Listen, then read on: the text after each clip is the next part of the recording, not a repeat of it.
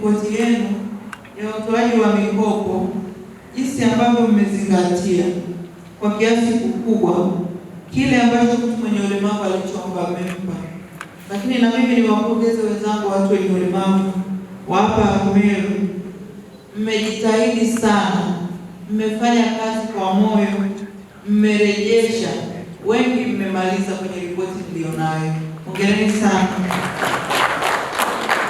Na wale ambao mmemaliza, nimeshamuomba mkuu wa wilaya, nashukuru amechukua kwamba mtaenda kupewa tena. Mkipewa mkopo mkafanye kazi kwa bidii zaidi, vikundi vyenu au mtu mmoja mmoja kwenye biashara yake, miradi yenu hiyo miradi ya mfano. Mimi nimesema mawazo ya Mheshimiwa Rais Dr. Samia ni kuona watu wenye ulemavu wanapiga hatua na mnakuwa na tabasamu na mnafurahi.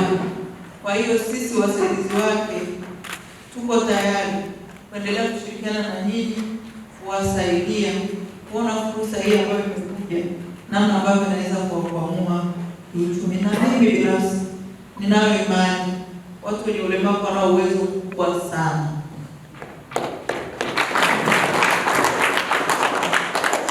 Ndio sababu nilikuwa nawaambia, mimi nawaona nyinyi wafanyabiashara wakubwa, matajiri wakubwa. Tunapotenga maeneo ya masoko, tutenge maeneo maalum kwa ajili ya kuwapa watu wenye ulemavu.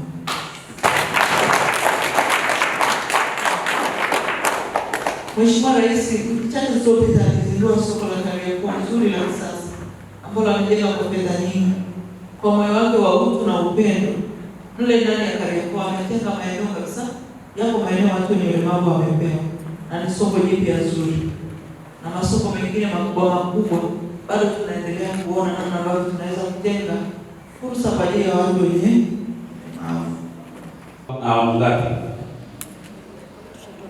kwa mwaka huu tushatuambia tunapoelekea mwaka huu wa fedha 25 26 ndio tunaomaliza Julai. Hapa katikati tuandaeni hapo ya hizi 2%. Hizi bila kuwa na mikakati ya pamoja, kiwaacha wao wenyewe na zile inferiority complex, nachukua hii haitanisaidia, nachukua hii haitanipeleka mbali kutokana na mwendo wake, uhafifu wa uoni wake ama uhafifu wa usikivu wake, anahisi hii haitanipeleka sehemu. Sasa wako ambao tunatakiwa miongoni mwao tuwaonyeshe, mlichukua mkiwa na hali moja, mlichukua mkiwa na background moja, mlichukua mkiwa na mfumo wa maisha mmoja, lakini hawa wanakwenda mbele na nyinyi lazima tuwapush, tuwafanye, tuwapeleke mbele. Na naamini ile tumaini la Mheshimiwa Rais la tabasamu na utu, sisi kama watekelezaji wake tutakwenda kutimiza. Na mimi nilikuwa nataka kama milioni 20, lakini wakanipa milioni 5.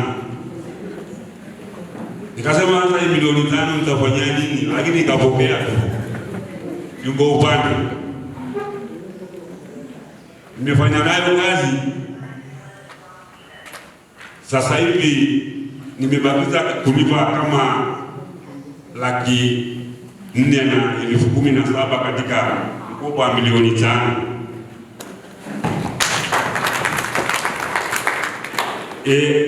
Na nilijaribu, niliposikia kwamba kuna mikopo, mimi nilipoitisha milioni 20 nilikuwa na maana yangu ya kuitisha milioni 20, lakini wakaniambia hautapewa. Na mimi maana yangu kutaka kuongea sasa hivi, nimesikia maelezo yako kwamba hata ukitaka kiasi gani unapewa. Naamini ya kwamba viongozi wetu wako hapa sasa hivi, nikienda kule kuomba tena, nikiomba idadi nitakayoomba, naamini ya kwamba wataniambia tena haifai, kwa sababu nimesikia maelezo yako. Kwa hivyo Mheshimiwa Naibu Waziri, nashukuru hapa kwa hilo. Naam. Naam. Biashara gani ulikuwa unafanya? Mimi nilikuwa na biashara yangu kidogo ya kibanda cha kuuza vifaa vya ujenzi. Na mimi nia yangu ya kuchukua kuomba hiyo milioni 20 ili niweze kufungua hadi ya sio kibanda tena. Sasa wakaniambia haiwezekani.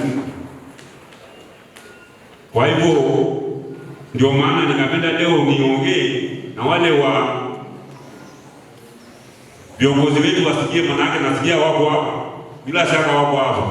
Nikienda sasa kuomba hawataniambia haiwezekani, manake nimesikia kutoka kwa naibu waziri.